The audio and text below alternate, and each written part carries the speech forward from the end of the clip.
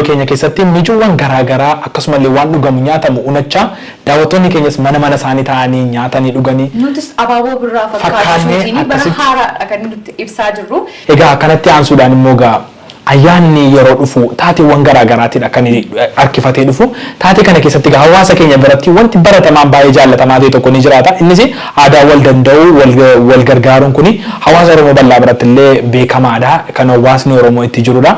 Egaa sabni biraallee irraa baratee itti jiraachaa kan jirudha. Innis maalidha yoo jette bara haaraa keessattuu bara simannaa bara haaraa kana keessatti harka qalleessi akkuma jiru inni qabu immoo harka qalleessa kana simachuudhaan mana isaatti mijuu qabu dhiyeessee fi waliin nyaatee bara haaraa kana kan inni simatu. Egaa taateen kun egaa taatee hawaasa Oromoo biratti jaallatamaa fi kabajamaa ta'edha. Egaa kana malee immoo barteewwan manneen amantaa manneen barnootaa fi akkasumas naannolee garaagaraatti namoonni walitti dhufuutiin wantoota garaagaraa hundeessuutiin waggaa haaraa kanatti wantoota akka maallaqaa wal deeggaruu nyaata dhugaatii wal bira dhaabbachuu dabalatee barri haaraa kun taateewwan dalagaa garaagaraa yeroo barnoota garaagaraati kan inni qabatee dhufu. Kan irratti manni barnoota kan dhaabbilee mootummaatiin hundaa'an akkasumas dhaabbilee dhuunfaatiin jiranii baatiiwwaniin kaffalanii barsachuu kan hin dandeenye illee hanga humna isaaniitti barsoota ciccimoo fi jajjaboo ta'an dorgomsiisuutiin kan isaanii barattoota bara haaraatti dhufan kanaa fi mindeessuutiin barnoota qulqullina qabu kan isaan dabarsanii kan irratti manneen barnoota namoota akka qalleeyyii kanaan barruulee bituu fi qalama bituu fi akkasumas uffannaalee seera mana barumsaa sana barbaadullee bituutiin akkaataa kanatti bara haaraa kana simachuutiin bara wal gargaarsaa bara milkii akka ta'utti hawwiidhaan kan isaan dabarsan. Egaa wanti baay'aati dubbatte ni jira. Egaa keessattuu yeroo simannaa bara haaraa kana maaliif ayyaana bara haaraa simannee kabajaati jirra sababii kanaaf sosochiin bakkoota garaagaraatiin ni taasifama. Keessattuu hawaasni fagoo jiru bifa hojiitiin ta'e gara maatiitti makamuudhaaf firoonni bakka garaagaraatiin ni imalu. Imala kana keessatti egaa sochiin tiraafikaa hedduu mudachuutidha kan inni danda'u. Gamanumaan egaa hawaasa keenyaan illee of eeggannoo akka isaan gochuu danda'an ni mudatu. Egaa hawaasni keenya keessattuu hubannoodhaan of eeggannoo akka taasisu egaa gamanumaan dhaamsa keenya dhaamsinaa jechuudha. Egaan kanatti aansuutiin immoo taateewwan yeroo baatiiwwan bara haaraatti ce'uuf baatiin tokko afutti dargaggoonni warreen dhiiraa jiranii goobeedhaaf kan isaan qophaa'anii shamarran immoo shinooyyee sirbuutiin kan isaan qophaa'anii taateewwan kana keessatti shamarran hiriyoota ta'anii ijoollummaa kaasanii wajjin guddatanii laga wajjin deemuutiin qoraan wajjin cabsachuutiin barnoota wajjin barachuutiin taateewwan garaagaraa keessatti yeroo ga'eessummaatti dhufanitti aadaa kanatti dabalamuutiin bara haaraa simachuutiif taateewwan bara haaraatti dhufan kana keessatti qaammee shanan jiranii sirba shinooyyeetiin kan isaan biyyaa biyyatti deemuutiin naannootti deemuutiin uffannaa aadaatiin miidhaganii akkaataa mataa isaanii illee sirreeffatanii. Dhugaadha akkuma diyyoo kaastee egaa sochiin shamarran taasisan kuni sinsinniidha. Yeroon sun sinsinniidha. Ji'a agayyaa sababii ta'eef waggaatti kan inni dhufudha. Waggaatti inni dhufu kun immoo baatii qaammee dabalatee ji'a agayyaa gara xumuraa kanatti gaa shinooyyee deemanis ta'e sirbu shinooyyee kana sirbuudhaaf immoo miidhaganii bareedanii qunnii buqqifatanii rifeensa isaanii shurrubbaadhaachuudhaan bakkoota garaagaraa keessa deemaniitidha kan isaan sirbanii. Egaa gamanumaan egaa bareedina simboo addaa Oromummaan kun irraa urgaa. Kana malee immoo taateewwan sana keessatti shinooyyee yaa shinooyyee qaammee yaa masqalooyyee jechuutiin kan isaan weeddisanii qaammeen illee ittaanutiin masqalli qaammee kana booddee yeroo sirbanitti masqalli hin dhufaa.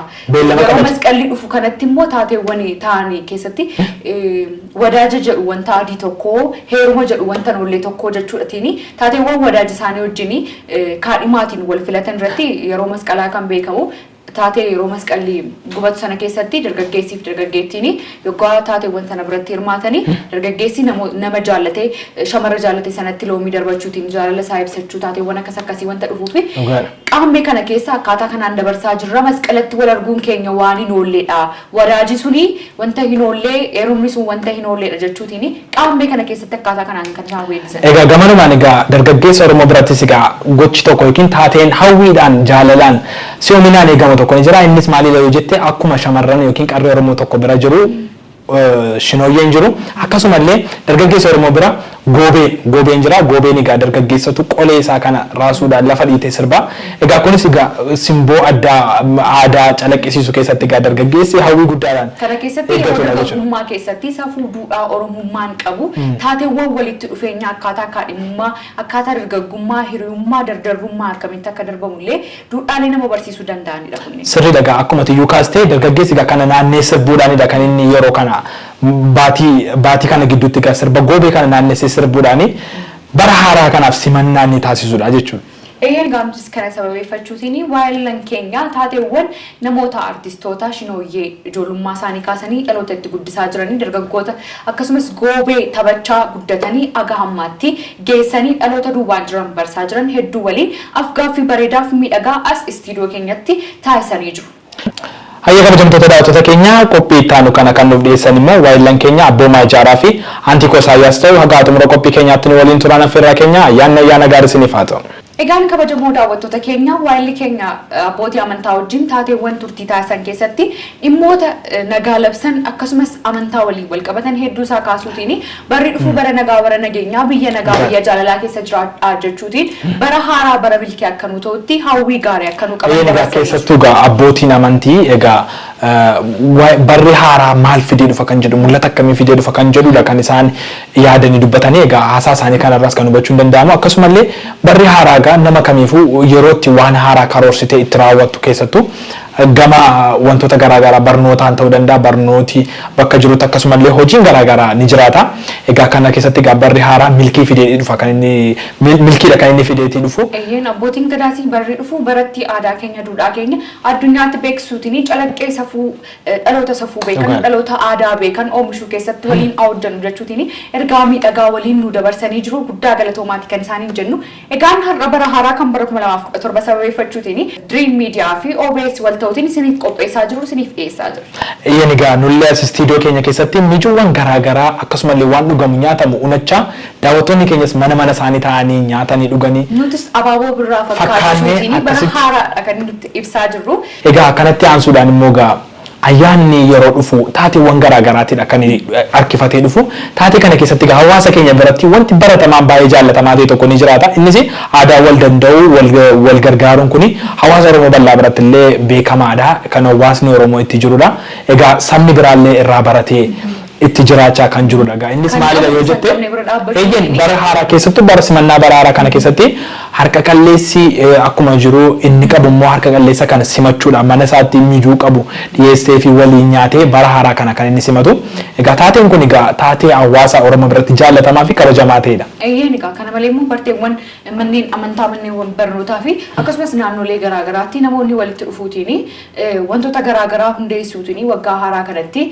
wantoota akka maallaqaa wal deeggaruu nyaata dhugaatiitiin wal bira dhaabbachuu dabalatee barri haaraa kun taateewwan dalagaa garaagaraa yeroo barnootaa garaagaraati kan inni qabatee dhufu kan irratti manni barnootaa kan dhaabbilee mootummaatiin hundaa'an akkasumas dhaabbilee dhuunfaatiin jiranii baatiiwwaniin kaffalanii barsachuu kan hin dandeenyellee hanga humna isaaniitti barsoota ciccimoo fi jajjaboo ta'an dorgomsiisuutiin kan isaanii barattoota bara haaraatti dhufan kanaa fi mindeessuutiin barnoota qulqullina qabu kan isaan dabarsanii kan irratti manneen barnoota namoota akka qalleeyyii kanaan barruulee bituu fi qalama bituu fi akkasumas uffannaalee seera mana barumsaa sana barbaadullee bituutiin akkaataa kanatti bara haaraa kana simachuutiin bara wal gargaarsaa bara milkii akka ta'utti hawwiidhaan kan isaan dabarsan. Eeyyeen egaa wanti baay'eeti dubbatte ni jira egaa keessattuu yeroo simannaa bara haaraa kana maaliif ayyaana bara haaraa simannee kabajaati jirra sababii kanaaf sosochiin bakkoota garaagaraatiin ni taasifama keessattuu hawaasni fagoo jiru bifa hojiitiin ta'e gara maatiitti makamuudhaaf firoonni bakka garaagaraatiin ni imalu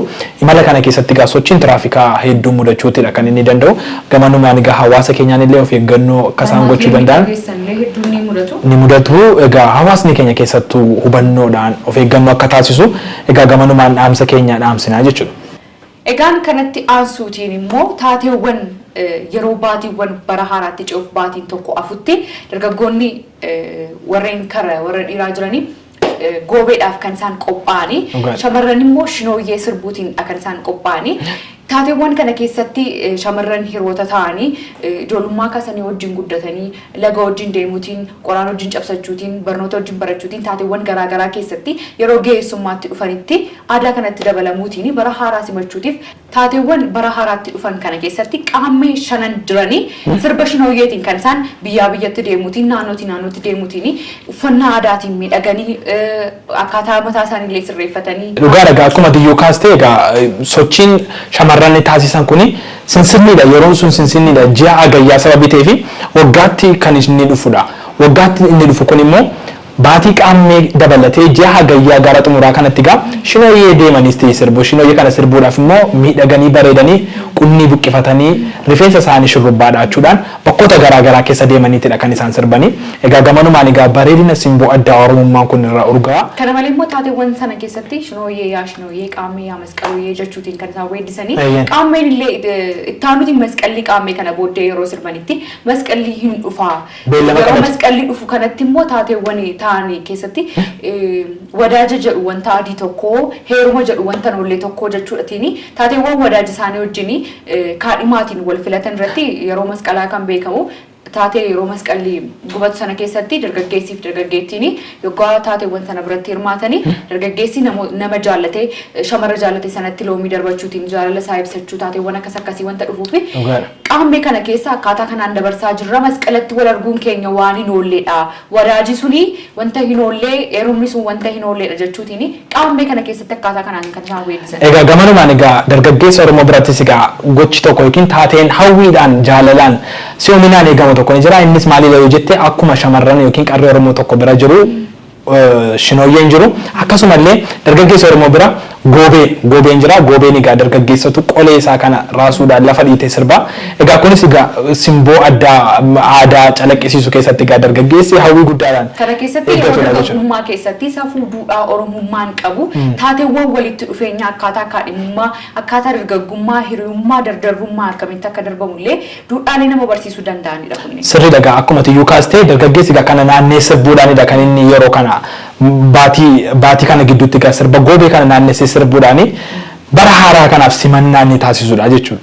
Eeyyeen gaamtis kana sababeeffachuutiin waayillan keenya taateewwan namoota artistoota shinooyyee ijoollummaa isaanii kaasanii dhaloota itti guddisaa jiranii dargaggoota akkasumas goobee taphachaa guddatanii aga hammaatti geessanii dhaloota duubaan jiran barsaa jiran hedduu waliin afgaaffii bareedaaf miidhagaa as istiidiyoo keenyatti taasisanii jiru. Hayya kabajamtoota daawwattoota keenya qophii ittaanu kana kan nuuf dhiyeessan immoo waayillan keenya Abboomaa Ijaaraa fi Antiikoo Isaayyaas ta'u haga xumura qophii keenyaatti nu waliin turaan affeerraa keenya ayyaana gaarii isiniif haa ta'u.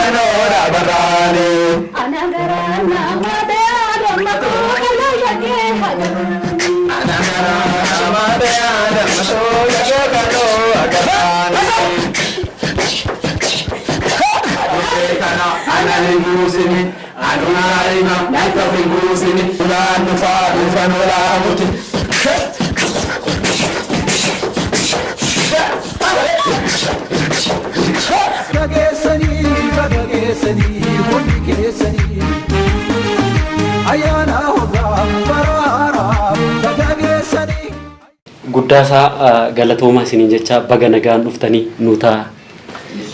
Galatoomaa.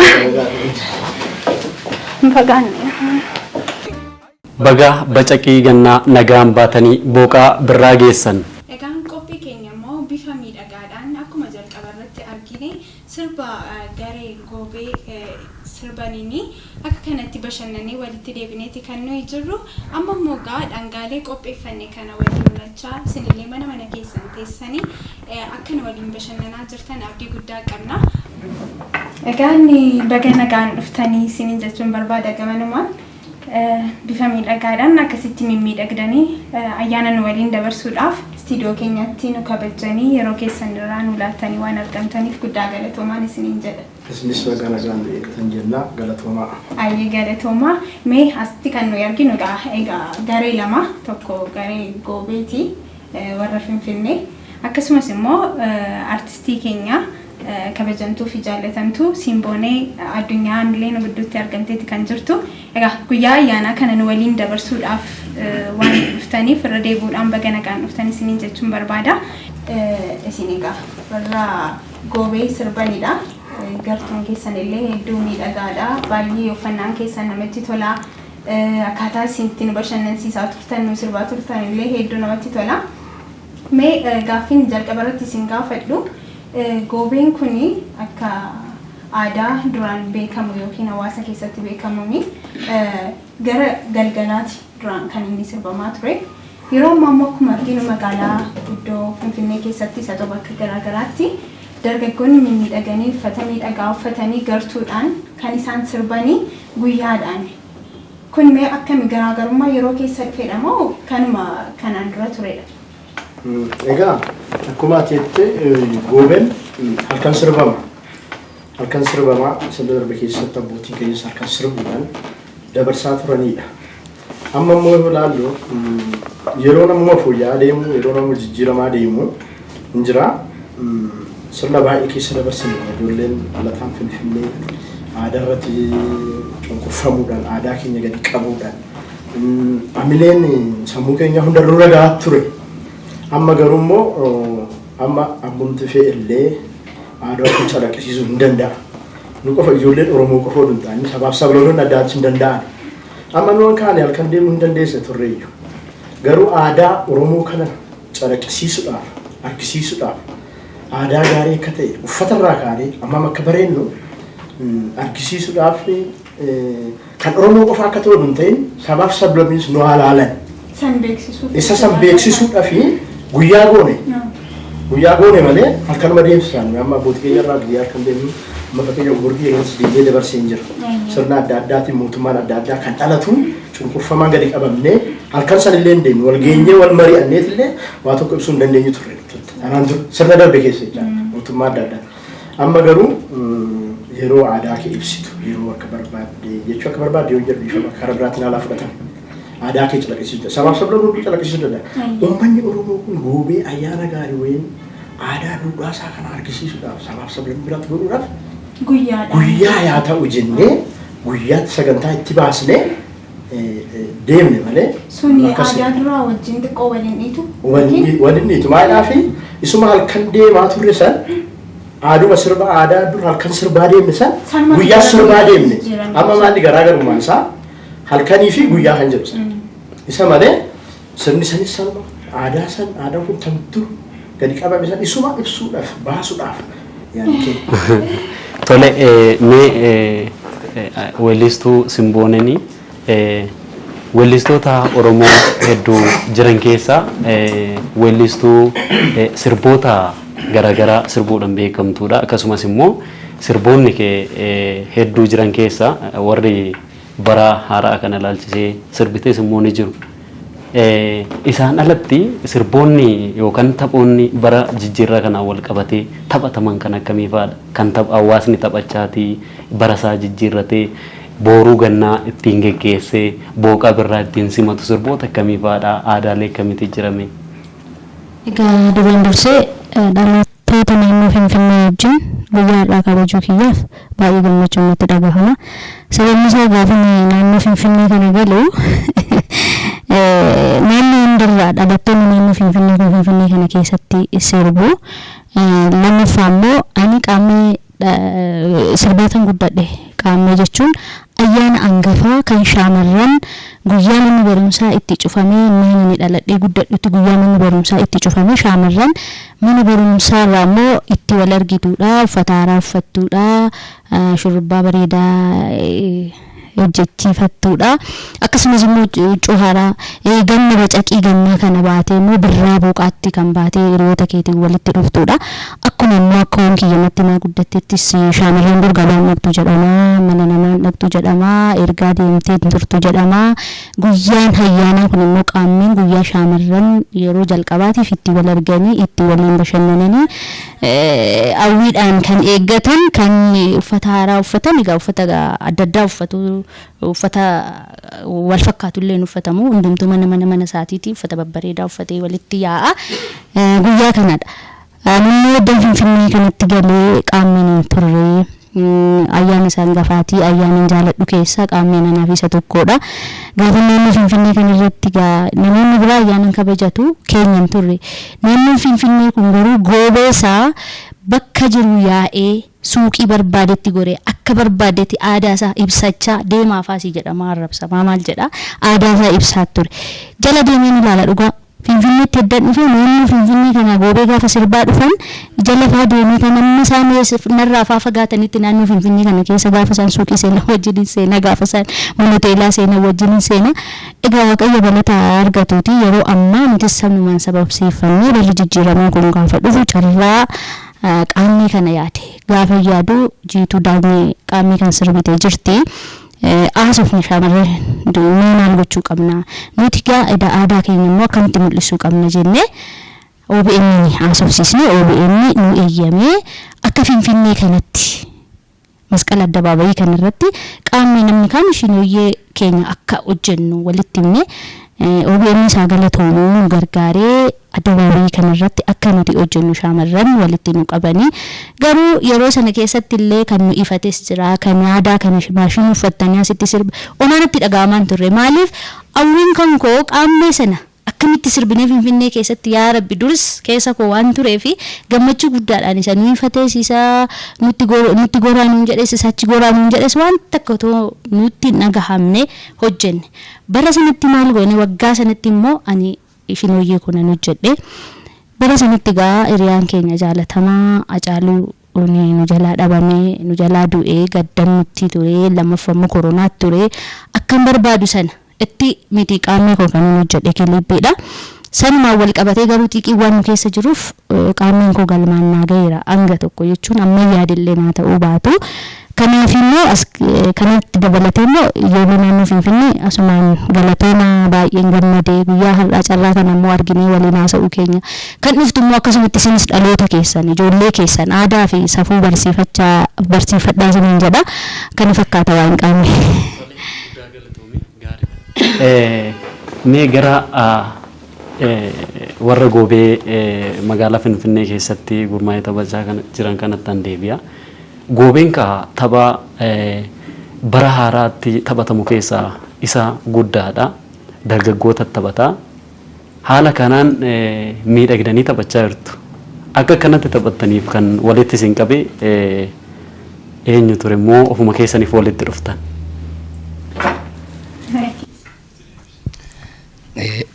Yaa'u akkuma manaa keetti walumatti dubbanneetu manumti ijoollumti Finfinnee naannoo kana eenyumtuu yaada nuun kaasne numatu ofii keenya yaada kaafatee ture maaliif sirbuu qabna maaliif aadaa keenyan calaqqisiifannee qe'ee irratti dhalanne irratti maa ormi nu agarsiisan nuun agarsiisnu jenneet walitti dubbanneet yaadni kun gaariidha jedhee namullee yaada kanarrallee baay'een bubbullee yaada sana gosma wannee ijoollee daawwalleetuma gosma yaamne wal geenye raawwanneetuma yaada kan bal'inaan akka qophaa'u goone anis dura yaada kana natu kaasee isaan yaada kana achumaan isaaf yaada kana hireefanii hunduu yaadni kun gaarii dheedhee fudhatee irraan bubbullee waan keenya waan ta'eef gosuma gara qophiitti kaanee jecha.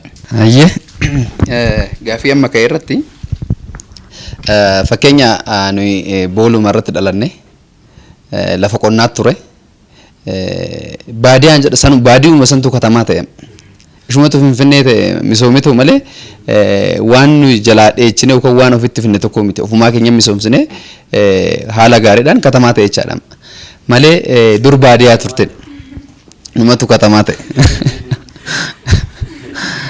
kana wanni jiru fakkeenya dhimma duratti irratti ka'e irratti yaanni dhuguma obboleessa keenya kanatti kaasee onyum keenya waan nu keessa jiru tokko of keenya baasnee dubbisuudhaaf tokkoffaa mammaaksi Atsee Haile Sillaasee dha onyum ni likitu mammaakii tokko jiraachaadha lafeen nama du'ee kana walitti guuraa fidaa jedhan jeen walitti guuraa fidaa raawwateet hundumaayyuu waan sabaa sablamoota hundumaayyuu caccabsee fixa sabnaan saba Oromoo kun jechaadha macarrashaa irra kobaatti afaa miire kan kobaatti afisammee kanuma fida dhaqaan Oromoo kana yaa'en yoo kana eewnu anuma Oromoo santu san cabse beekta kanaaf aadaan kunillee kan cabuu danda'eef walii galtee dhabiisa haala yeroo dhamti yeroo hundumaa kan jijjiiruu danda'u balaa kanaaf isan malee sabni Oromoo bal'aadha aadaa guddaa qaba aadaan isaa kan ittiin quufne garuu abbummaa Oromoodha malee kan Oromoo qofaati miti onyumtuu ittiin gammadaa jechaadha garuu abbaa qabalima abbaa malee nalatu jecha waan ta'eef jechaadha malee aadaan kun lakkiyaan Oromooti Oromoon qofni ittiin bu'aaruu qaba jedheetu sabni Oromoo kana of keessaan qabu maaliif sabab sablamoonni hunduutti gammadanii jechaadha sila kanaafuu wanni goobee kun like ani abbaan maan isaa kan Oromoos ta'u sabab sablamoonni irratti gammadanii ittiin bu'aaranii kan jibbulleen jibbisa isaa uumaa godhu dandenya. Sirba miiroo qaamni irra sirbuudhaan kan itti beekamtu harka caalaa sirboonni kee sirboota shinooyyee dhaan wal qabatu hedduullee hin qabda jechuudha. Egaa sirboota kee keessatti shinooyyeen mataan isaayyuu sirba yeroo birraan seenuuf jedhu irratti sirbamudha qaamni buqqifannaa sanbooddee kan sirbamudha durboonni walitti yaa'anii miidhaganii kan isaanii taphatanidha taphni suni durboota hin heerumini sirba sana kan sirbanii kan taphatanillee akka aadaatti jechuudha shinooyyeen kun immoo kan inni wal qabatu yeroo hedduu dubartoota kaadhimamaniif illee yeroo isaanii dhaqanii sirbanii maatii isaaniillee dhaqanii jechoota garaa booressanillee fayyadamanii garaa booressuun jira kan kana of keessatti qabata mee walitti dhufeenyi shinooyyee fi durboota kaadhimamanii gidduu jiru maalidha? Durboonni kaadhimamanii shinooyyee kan sirbu nuti aaduma bade sana deebisuuf ummatuma yaadachiisuu fi ammuma kana dhaloonni nurkaa fuudhuudhaaf malee shaamarran tu sirba. Shaamarran hin heerumin sirba fakkeenya ijoollee xixiqqoo irraa kaasee amma waggaa 10 kaaseetu sirbama jechuudha gamaa gamanaa laga gamaa gamanaa walitti dhufanii buqqifatanii akkuma isin jedhe durumarraa gabaanii deemanii akka garaa ofii gabaa dhaqanii shaamarran waliin argan waan ta'eef guyyaan itti mirgi isaanii shaamarran kana kabajamee guyyaan itti bashannananii maatiin eessaa dhufte eessaa baate jedhaniin guyyaa kana waan ta'eef guyyaa gammachuu guyyaa bara aaraa baay'ee shaamarranii fi guyyaa addaati qaammee jechuun guyyaa dargaggoonnis galgala sirbanii ganama akkuma isaan jedhan kana eegamaa hoolanidha guyyaan waan addaa godhu keessaa kan itti bareenni filatamtu guyyaa qaammee kana kan itti ilaallatan kan margafaa akka naannoo keenyaatti margafaarra buufatanii bara dhuftu waraqaafaa margafaa ergatanidha kana fakkaata qaammeen nuti akkuma siin jedhe kana aaduma badde sana deebisuudhumaaf tattaafannee amma siin geenye irra galata waaqaatiin jedha kana fakkaata qaammeen waan baay'ee of keessaa qaba deessuudha waan jettee sirbitu qabda fakkeenyaaf dubartiin tokko gaafa heerumtee jettu jalqaba mana ayyaantuu dhaqxa mana ayyaantuurraan immoo shaamarran si biraa heerumtee achi dhaqxa inna maal jetta gosa gadinaat hiriyan keessatti akalle gadimbaat yaa boodele kamani zaasaro amal kee kichele jallishol nagamba michele keenuso leerani takkasi waamu kasitti haadhuma irraa heerumte sana inna agaani qamme ko yadalloo sadii jedhe aadaa naannoo jalduu irraa fudhadheera naannoo itti dhaladheeraa fudhadheera naannoo salaaleerraa aseesaan naannoo salaaleerratti sirbama fudhadheera anga tokkoon tuttuqe yoo silaatoo keessa seenne Fakkeenya amma inni fuudhe taanaan bara kana bara dhuftu ilmoo kadhatuuf. Yaa'olee gililcheedhi yaa'olee gililcheedhi yoo gooftaan ilmiileessa gililcheedhi yaa'aa boodee qabneen isaa saroo akkas fayyadu. Fakkeenyaaf jette malee fuudhu. Bara dhufu miti fuuti kiyya fakkeenyaaf. Akkati fuutus qeerroofis waan sirbamu jira gaa yeroo keenya baay'ee gaa uummata keenya wanti Simbooneen sirba Shinoyee hedduu isaa jettiin bashannansiisaa fi kan isheen jirtu gama keessatti yeroo deebi'u immoo goobee sirbitan keessaati sagaleedhaan kan nu yaadachiistan. Nala qabu banan nannafa. Gobilo ya gobe malaya duresaku ya gobe malaya duresaku ya gobe adurenga murratesi ya gobe malaya duresaku ya gobe adaranga dasudesi ya gobe gobilo ya gobe ubengenya nanufu ya gobe duresingo rujadani ya gobe malaya Guru, yago, gobilo, yago. Akan jenis serbuneti, yo daftar nuti lekan nubatan, yo ilmu satu lem fara mujuracad. Angga guna mana, ke worki salamani. Anda wane ke worki salamani. Manda wane ke worki salamani. Manda wane. Akan jenis wane temu ilmu satu lem akalnya maka abbasani ilmu saya amnera unet hala kanan jenyo bichi sunmu wan tega woben ude malaga karshi kana fi mire yo kenna fi batani angago amata galani makabda mawakata jenani mo ya oru makabu wonu dor kadu tay chada dumarra moyo no kenene bisna waranu kenne amamiga kino amanaga duguma amamiga kino aganga duguma mali fata kino kabau fata duguma malin dubbata kino wakan dub mikanyani si esuma jirti kino jirti duguma esuma jirti kino azala jirti bollo gadi fagesa ita ittijabesa akkana jama yaa garuu manni keessa waan gabaabaa ta'e malee in sarbanasi shimala kana yoo qabatan immoo xiqqoo beektaa amileen namaa hin ka'a. Irruma jirra waan ta'eef yoomaa miti haala kanaan kan isin kennaa garaagaraa walitti qabattan guyyaa sana yookaan dargaggoon kan walitti qabatu kennaa kanoo maal godhu? Kennaan kun Oromoon aadaa fi safuu qaba beekallee jechaadha. Fakkeenya obboleessi kiyya duratti ibsee jira maallaqni guurame kun malkaatu jira tulluutu jira Oromoon malkaa irratti birraa yoo ba'e deemee xirreeffata malkaan sun hangafaaf quxusullee qaba jechaadha warra abbootii dur kun warri ulfaa qabullee jira warri kallacha qabullee jira haala saniin hangafaaf quxusuudhaan iddoo malkaa guddaa sanitti kormi qophaa'ee ullee warri goobee kun yaa koreen jira korma qopheechatti mijuu guutuu qopheessatti amma humni isaa danda'e amma maallaqni sun guurame manguddoo biyyaa yaame keechummaa naannoo yaame haala saniin ittiin eebbifatanii wal eebbisanii dargaggoo warra goobee kanallee haala saniin ittiin eebbisanii bara dhufuun nagaan isin hageewameetu manguddoon biyyaa haala saniin ittiin eebbisaa jechaadha. Kaayyoon keenyallee san malee qarshiin uummatarraa guurame kun keechaan baay'amee bootaa hin taane hin oolu jechaadha safuu waan qabuuf. Egaan kabajamtoota daawwattoota keenya nu waliin yeroo bareedaa akka dabarsaa jirtan abdii guddaa qabna. Egaa isinis mana keessan teessanii ayyaana kana bara haaraa bifa haaraadhaan akka simachaa jirtan abdii qabna. Qophiin keenya hin xumuramne ammas turtiin keessan nu waliin haa ta'u. Mee goobee kana gara fuulduraatti dhalootatti aanutti ceesisuudhaaf maalidha kan isin hojjechaa jirtanii? Gara fuulduraatti immoo bifa kamiin itti fufa jettaniiti kan isin yaaddan gama keessanii?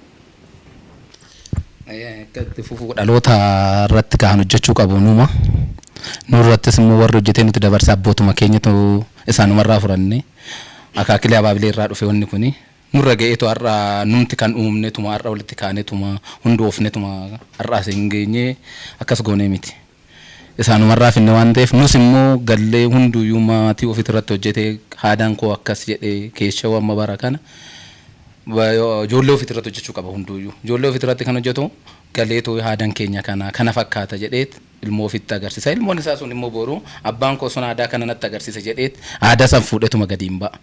Waan saniif hunduyyuu kan hojjechuu qabu aadaa ofii ijoollee ofii irratti hojjechuu qaba. Ijoolleen isaanii sun immoo aadaan kun hin kufu. Hin kufa sadhee yaadus hin kufus kanaan boodas ittuma fufaa jabaata ittuma deema malee jecha. Ergaa guddaa gootanii ergama keenya kana sun kana bareechitanii addu caalas hin beektanii xiqqoonni barumsus ta'uu hin danda'a. Garuu kan caale immoo warri baratan kun aadumti Oromoo aadaa bareedaadha. Aadaa miidhagaadha. Aadaa saba dhiibuu miti. Aadaa miidhagaadha. Aadaa wajjin nyaachuu, aadaa wajjin dhuguu tan ilaallatu. Dhuma isaati irratti illee wal argine yeroo calaqqisiisnu wal agarra jedhee yaada garuu akka kiyyaatti. Innaa kanarratti guddistanii warri miidiyaa kun oduu hojjettanii namoonni mana jiru adeemsa akkanaa kanaan hin argine jira ilma Oromoo ta'e Oromummaa isaatuu beeketu afaan hin beekan jira Oromummaa isaatuu beeketu eessa dhaqee oduun taphadhee kan barbaadu jira amma erga akkatti gurmoofne kan aadaa kana calaqqisiisuudha gurmoofne ijoolleen eessa maanutti himin jedhe baay'eetu jira. Maalidhaaf yeroo waan goolamsuu fi yeroo waan muraasa ta'eef namoota baay'ee walitti qabnee aadaa kana calaqqisiisuudhaan dandeenya. Warri nu wal hubannu ijoolleen Oromoo Oromummaa keenya aadaa keenya guddisna warri jennu walitti gurmoofne kana goone. Armee egaa kan arganii miidhagina keenya bareedina keenya aadaa kana hojii calaqqisiisnu argine akkamitti nutti hin himne jedhanii warri lolu hin jira. Kunuyyuu maalinni aadaa kana guddisuu jedhama. Kana maali uummanni dhufaa jira jechaadha argisiisnu argisna. Bara dhufu keessaa ba'uu hin danda'a. Anumti amma karaa kiyyaa jettee bara dhufu keessaa ba'uu hin danda'a. Dargaggoo baay'ee jira oduutti simtanii mana manaan deemnee himuudhaaf moo nutti ulfaata yeroo muraasa waan ta'eef. Kana waan ta'eef dhugaan siin jedha barsiisuu ana teettu ammaa barsiisaarra yeroo sirbinu. Bakka amma fakkeenya mucaan kee anis hongee akka kiyyaarratti uffadhee wayyaanaa hodhisiista naan jedhe. Wayyaanaa hodhisiistaa anis akka keetti nan sirba naan jedhe. Kanarratti immoo ani mucaa kiyyaarratti maalan godha?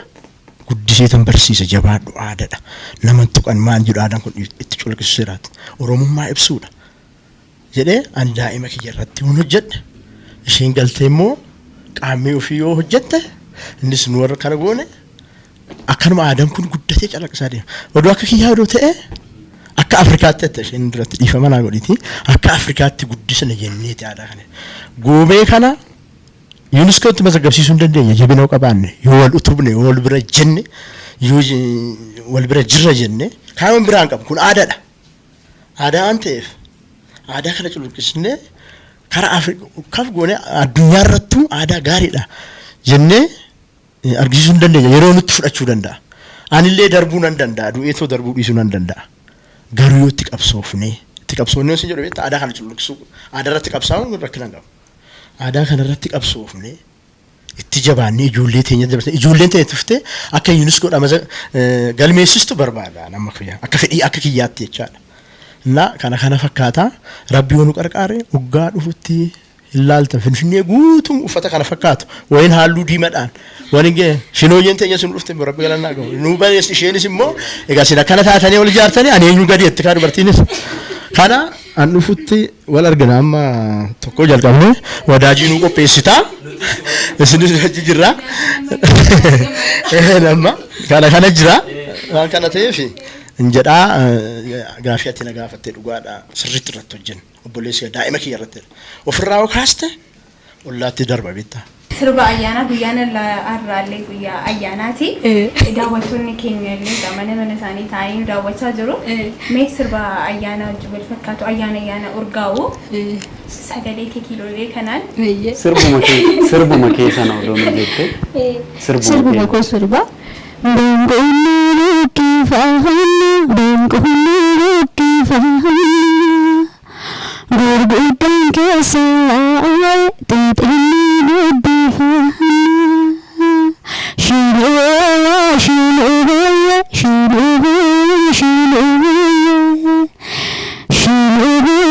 shilohoye qamuris kaluhoye ya babu biraya dangule ya babu biraya dangule ya babu biraya dangule ya babu biraya dangule dangule jadu wanadi tokko eruna jadu wani nalla tokko ya ababu bilaya dambulu ya ababu bilaya dambulu galatuma baay'ee namatti tola. Walaloo sana caalaa sagaleen keetillee dhugumatti namatti tola. Guddaa galatoom. galatuma sinis Dhumarratti egaa sagantaa keenya gara goola butti fidaaf kan inni jiru ergaa baga geessanii maatiin keessan illee hiriyoonni keessan akkasumas ollaan keessan isin daawwachaa waan jiru ergaa baga geessanii dabarfadha. Egaa ayyaanni kun ayyaana goobee jedhama. Uummata Oromootii tapha guddaadha. Baga ayyaana goobeetiin isiniin ga'een jedha. Uummata Oromoo hundaan sabaaf sablammoota hundumaaniyyuu jedha. Ayyaana gaarii. Duraan dursee ayyaana bara 2017 haadha xiyyaaf baga nagaan isin ga'een jedhaani. Maatii kiyya haadha siin buune jedhamti. Achumaan baga siin ga'een jedhaani. Akkuma sanyii kiyya haga amma abbaa torbaa baga isin ga'een jedhaani daawwattoota mana teessaniitillee nu daawwattaniin miidiyaa kanallee akka galateeffataniin galatooman isiniin jedha. Ayyee duraan dursee too hundumaa Oromoo maraa Oromoo hundaanuu kibba jiru ba'aa jiru hundumaanuu baga kanas hin geenye jedhaani.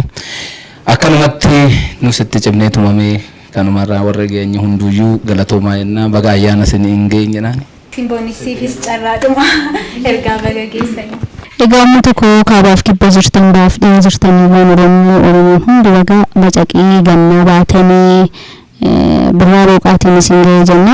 Egaa rabbii bara immoo bara gammachuu bara badhaadhinaa bara waan hundumaa yaada hunda keenyaatti argannutti gammannu akkasumas immoo shinooyyeen keenyas goobeen keenyas kanuma itti fufee dhaloota irratti barsiifannu nu haa godhu kanan jedha. Galatooma turtii bareedaa waliin goone guyyaa ayyaanaa kana mana keessan dhiistanii waliin dabarsuudhaaf ayyaana istiidiyoo keenyatti waan argamtaniif irra deebi'een galatoomaa isiniin jedha.